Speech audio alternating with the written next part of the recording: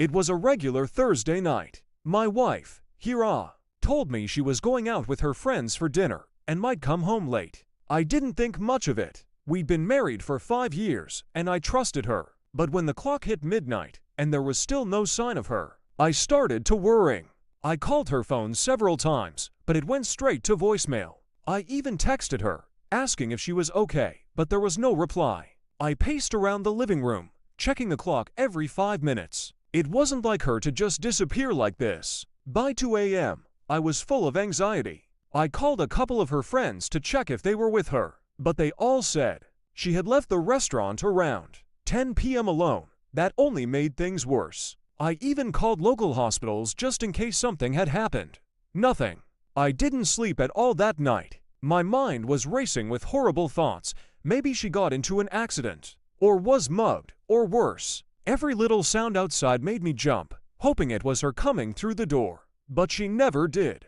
At around 8 a.m. the next morning, my phone buzzed. It was a message from her. All it said was, "I'm sorry.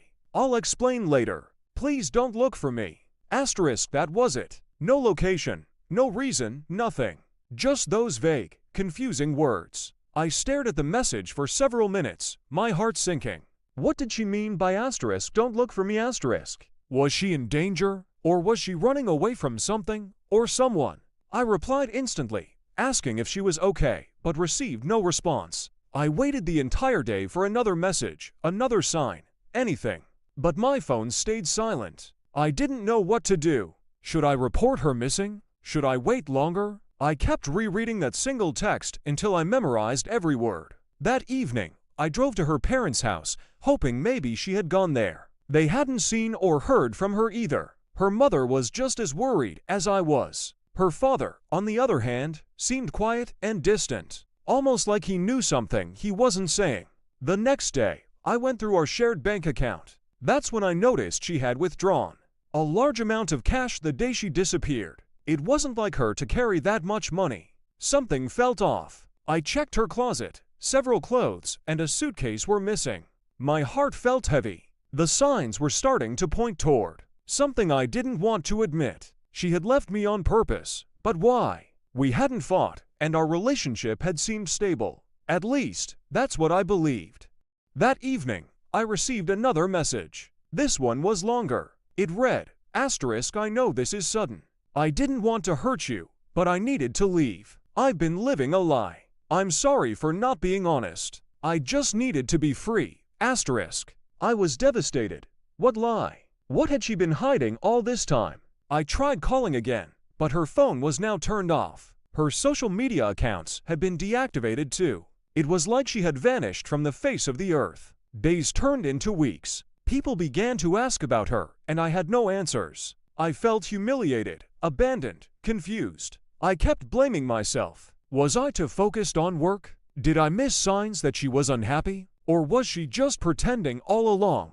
A month later, I received a letter in the mail. No return address. It was from her. She explained that she had been unhappy for years, but didn't have the courage to leave. That she had fallen out of love, and instead of confronting me, she chose to run. She wrote that she was somewhere safe, starting a new life, and asked me not to search for her, that I deserved someone who truly loved me, and that she never meant to cause me pain. But it did hurt, deeply. Even after everything, part of me still missed her. I didn't know how to explain the situation to people, without sounding like I was at fault. Some friends thought she had been cheating. Others thought she had a mental breakdown. I didn't know what to believe. Months passed. I began therapy to deal with the abandonment and loss. It helped. Slowly, I stopped waiting for a reply. I stopped checking my phone every hour. The pain was still there, but it wasn't as sharp as before. Now, a year later, I still don't know exactly where she is or what she's doing. Sometimes, I dream about her. Other times, I wonder if she ever thinks about me. But I've stopped asking why she left. Some questions just don't have answers. Looking back, I realize how little we sometimes know about the people we live with. I thought we were happy, but happiness can be a mask. Her silence hurt more than the truth ever could. But I've learned to live with it. I've started rebuilding my life, piece by piece. It's not easy, but I'm getting there. I've stopped waiting for closure. Sometimes, the only closure you get is accepting that you'll never get one, and that's okay.